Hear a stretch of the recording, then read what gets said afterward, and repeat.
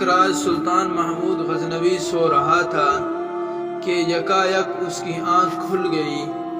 لاکھ چاہا کہ دوبارہ نیند آ جائے مگر وہ کوسوں دور تھی۔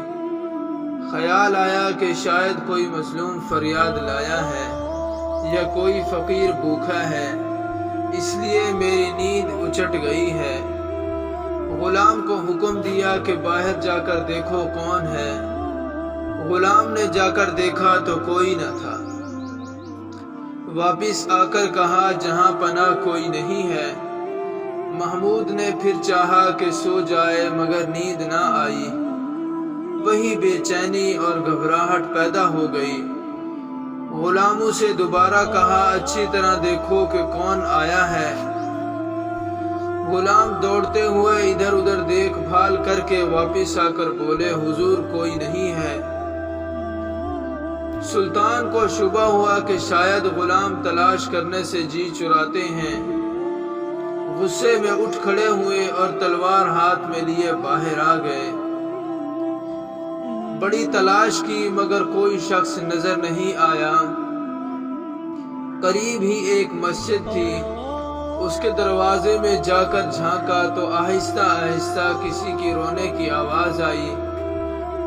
قریب پہنچ کر دیکھا تو ایک شخص فرش پر پڑا آہیں بھرتے ہوئے چپکے چپکے کہہ رہا تھا، اگر سلطان کا دروازہ بند ہے تو کیا ہوا، سبحان کا دروازہ تو کھلا ہے۔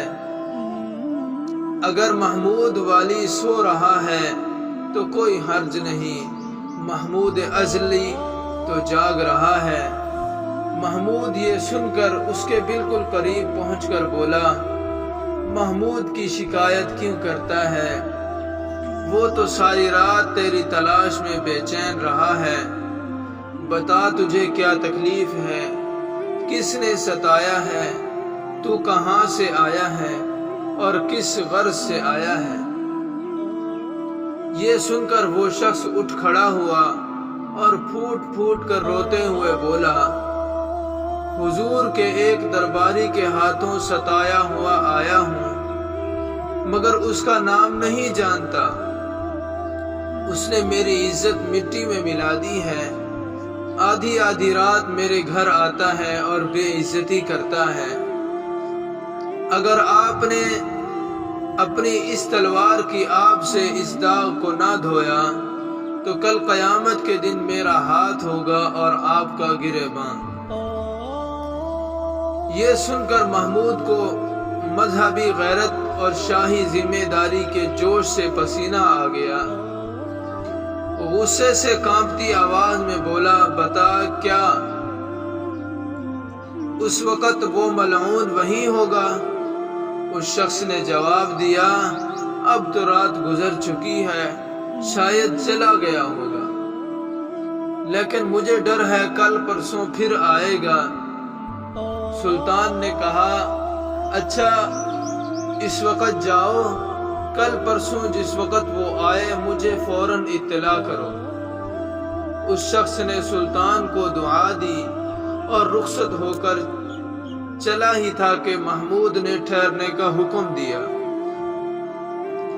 اور پہرے داروں سے کہا، دیکھو یہ صاحب جس وقت بھی آئیں، خواہ میں سوتا ہوا ہوں یا جاگتا، فوراً انہیں مجھ تک پہنچاؤ۔ اتنا کہہ کر محمود غزنوی اندر اور وہ شخص اپنے گھر چلا گیا۔ تیسری رات وہ شخص محل سرا کے دروازے پر پہنچا۔ پہرے داروں نے اس کی شکل دیکھتے ہی سلطان کے پاس پہنچا دیا۔ سلطان جاگ رہا تھا، تلوار لے کر اٹھ کھڑا ہوا اور بولا، چلو راتوں کو شکار کرنے والی اس لومڑی تک مجھے لے چلو۔ یہ سن کر وہ شخص آگے ہو لیا اور سلطان محمود کو جگہ بتائی جہاں وہ شخص سو رہا تھا۔ سلطان نے تلوار کا ایک بھرپور وار کیا اور تمام فرش اس بدبخت کے خون سے رنگین ہو گیا۔ اس کے بعد سلطان مڑا اور مظلوم صاحب خانہ کو بلا کر کہا، لو اب تو محمود سے خوش ہوا، یہ کہہ کر محمود نے مصلی منگوایا اور ایک طرف بچھا کر 2 رکعت نماز شکرانے کی پڑھی۔ پھر اس شخص کو مخاطب کر کے پوچھا، گھر میں کچھ کھانے کو ہو تو لاؤ۔ اس نے جواب دیا کہ ایک چیونٹی سلیمان بادشاہ کی خاطر خدمت کر سکتی ہے، غریب خانے میں حضور کے لائق کوئی چیز نہیں، تاہم جو کچھ ہے حاضر کرتا ہوں۔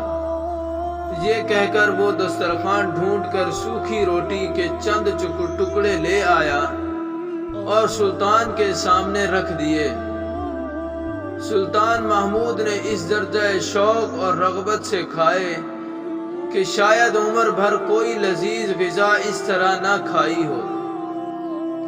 کھانے سے فارغ ہو کر سلطان نے اس شخص سے کہا، میں نے تمہیں کھانے کی تکلیف دی، لیکن سنو بات یہ ہے کہ جس وقت تم نے مجھے اپنا دکھڑا سنایا تھا، اسی وقت میں نے قسم کھائی تھی کہ جب تک اس خبیث کا سر شانے سے جدا کر کے تمہارے گھر کو پاک نہ کر لوں، اس وقت تک کھانا نہ کھاؤں گا۔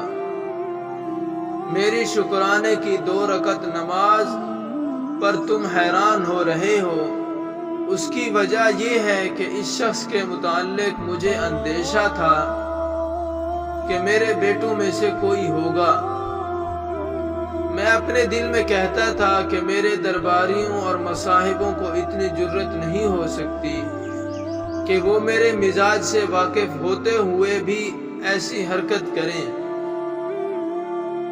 میں جس قدر سوچتا گیا اسی قدر میرا یقین بڑھتا گیا کہ اتنی بڑی گستاخی کی ہمت صرف بادشاہوں کی اولاد کو ہی ہو سکتی ہے، کیونکہ وہ عام طور پر غرور کے نشے میں مست رہتے ہیں۔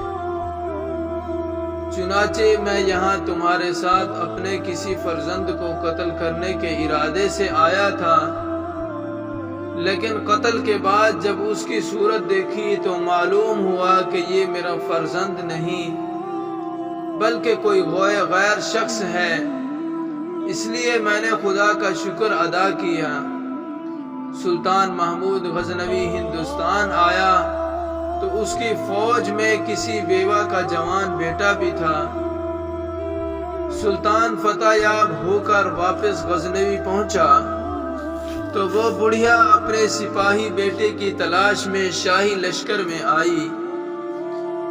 دوسرے سپاہیوں نے اسے بتایا کہ تمہارا بیٹا تو میدان جنگ میں شہید ہو گیا تھا۔ اس نے پوچھا، اس کی موت کس طرح ہوئی تھی؟ انہوں نے کہا، وہ میدان جنگ سے بھاگ اٹھا، دشمن کا تیر اس کی پشت پر لگا اور وہ مر گیا۔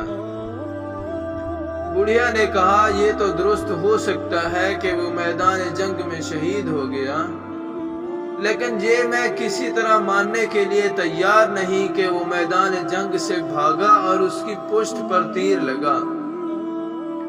یہ کبھی نہیں ہو سکتا۔ اس نے دشمن کے سامنے کھڑے ہو کر تیر کھایا ہوگا۔ انہوں نے جواب دیا، مائی تو میدان جنگ میں نہیں تھی، یہ بات اس عزم و یقین کے ساتھ کیسے کہہ سکتی ہو؟ اس نے کہا، میں نے اس کے حلق میں حرام کے دودھ کا ایک قطرہ بھی ٹپکنے نہیں دیا تھا۔ جس بچے کی پرورش رزق حلال پر ہوئی، وہ ناممکن ہے کہ وہ میدان جنگ میں پیٹھ دکھا کر بھاگ نکلے۔ ایک رات بات بڑھتے بڑھتے سلطان محمود تک پہنچی۔ اس نے تحقیق کرائی تو بڑھیا کی بات سچی نکلی۔ اس جیالے سپاہی نے واقعی اپنے سینے پر تیر کھا کر جان دی تھی۔